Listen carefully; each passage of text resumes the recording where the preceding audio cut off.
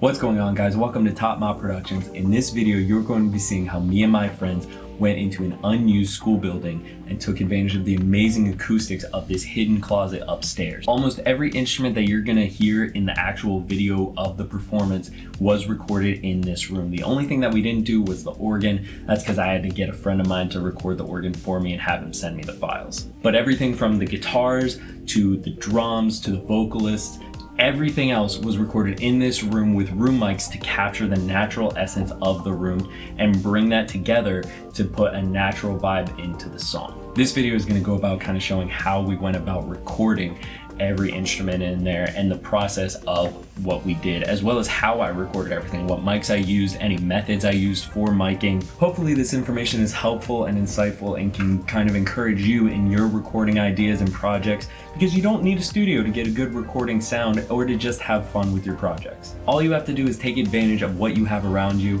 and know how to use it to your advantage. We had a lot of fun making this and I hope that you enjoy it. All right, so we're outside right now. Say what's up, Leo. What's up? All right, so as you can see, it's just a basic building, nothing special about it, but everything on the inside is what's nice. Let's go ahead and head on in.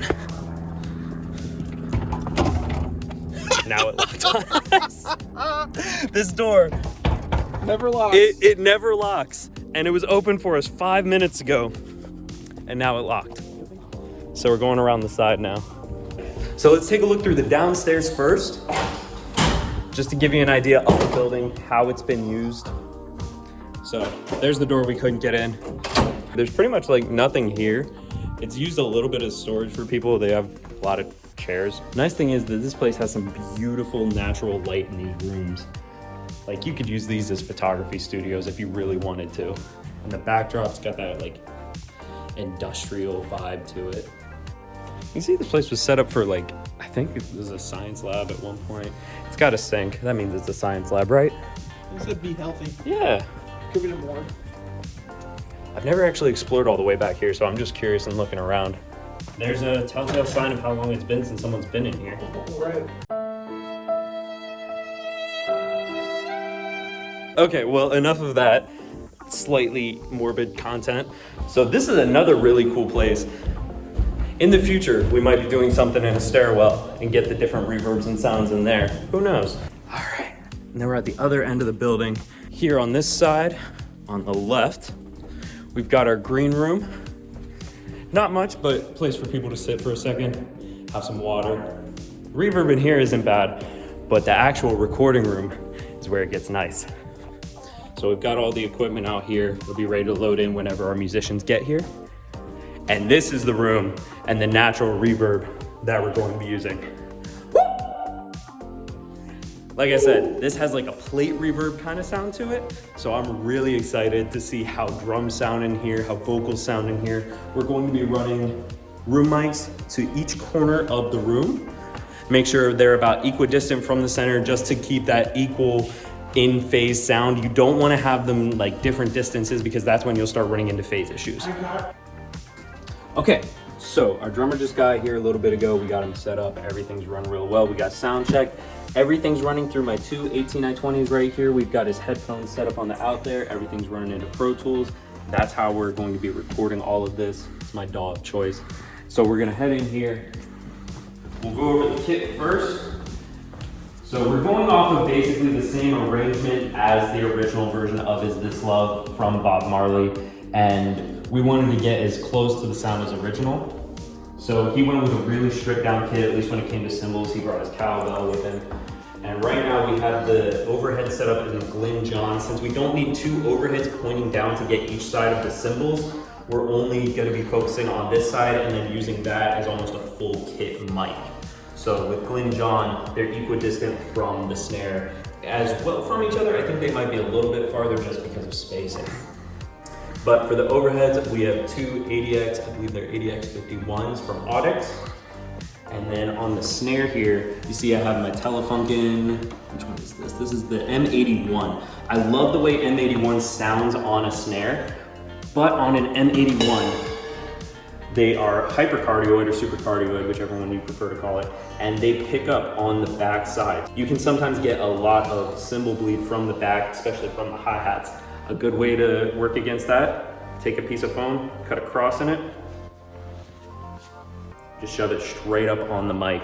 That way you can get the back blocked with the foam. And then you just take that,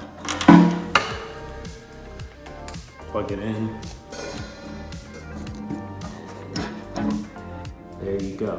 So that's gonna help a lot. You wanna make sure the foam is out of the way of the drummer as well, but also blocking the hi-hats and any crashes or rides he may have. Moving on to the rack tom, we're using the Audix D2. I always use the D2s on my racks, and then I use a D4 on my floor tom. You can get those in the basic Audix drum pack. I think that's mostly built for live, but I really like the way they sound. It's a great studio setup if you need something short notice. And then from there, moving on to the kick, you have the B52 from Shure on the outside, and then on the outside as well, I also have the MXL R144. This is the Heritage Edition. I'm not sure what the difference is supposed to be between the Heritage and the Standard. I'd never used the Standard before, but I borrowed the Heritage Edition from a friend of mine before, and I really liked the way it sounded, so I wanted to stick with that when I got my own. And then if you look on the inside, which I believe you can see from this clear side here, there is a Shure PZM mic on the inside, which I might actually back up. You want those about halfway in the kick. Those work really well to get the attack of the beater on the kick drum. Absolutely fantastic sound. And then for the room setup, you'll see in each corner, I have Earthworks microphones. Those are supposed to be equidistant from the kick. And I went, we measured, we made sure that we were the same distance on each side. So we have the Earthworks TC20. And now these I have pointed straight out towards the kick drum. So like I said, they're both equidistant. We have them run the exact same length, and we have them pointed to the same direction of the kick. So that will be getting a good even sound of the room and how the room sounds with the kit in it, getting the nice plate reverb. One last mic that I forgot to mention that I actually forgot to set up when we first came through. We came through and set up an Aston Spirit on the cowbell itself. It's also working kind of as a hi-hat mic here. The settings for it, you can see I have it on just regular cardioid, and I have no pads on it, and it is running with the high pass filter on. Look at her. I'm usually against this. 100%. Just look at her.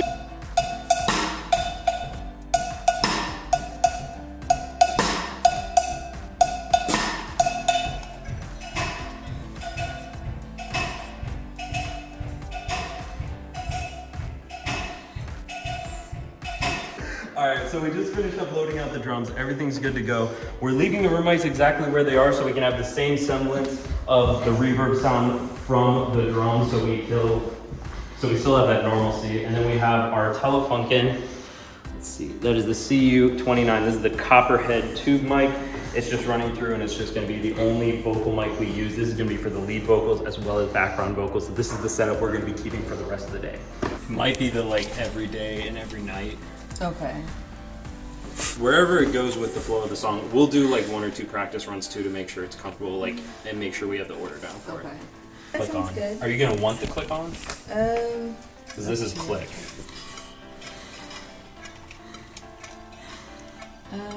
Probably not. No? Okay.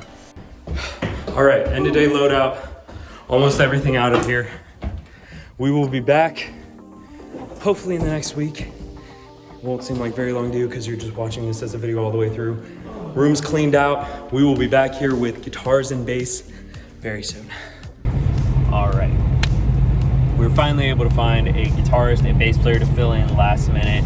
Had some complications, and unfortunately the musicians I had to back out for personal reasons last minute.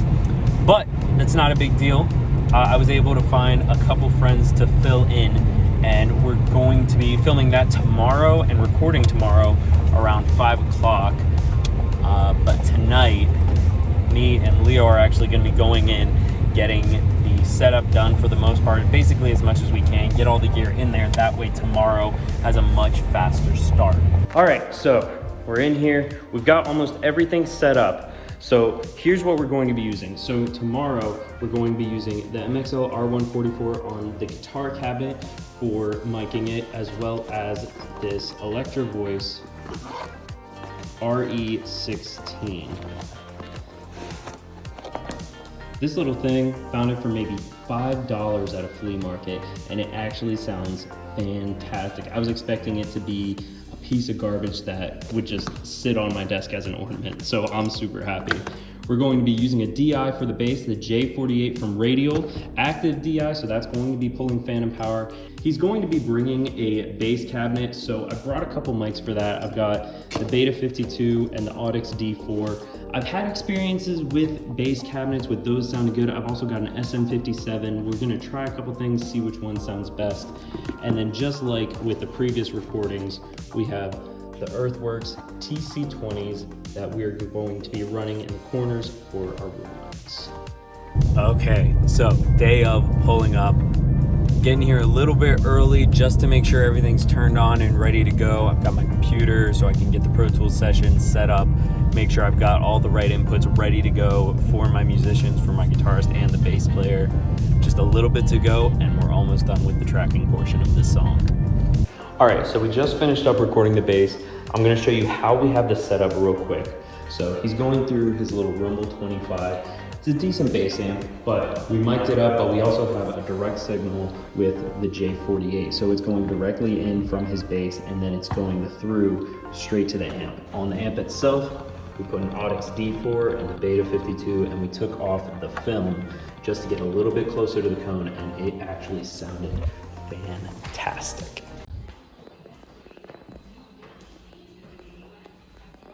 And this is why you use shielded cables. As soon as I turned off the phantom power for the J48,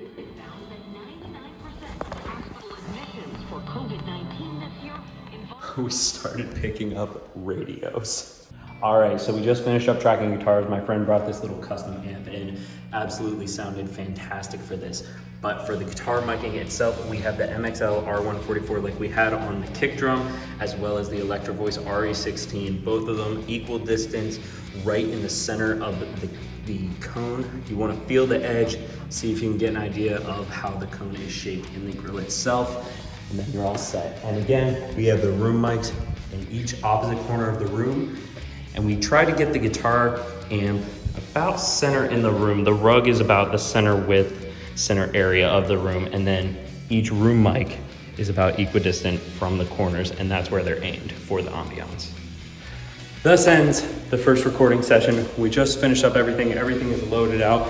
Everything in the hallway is gone. Everything in the green room is gone.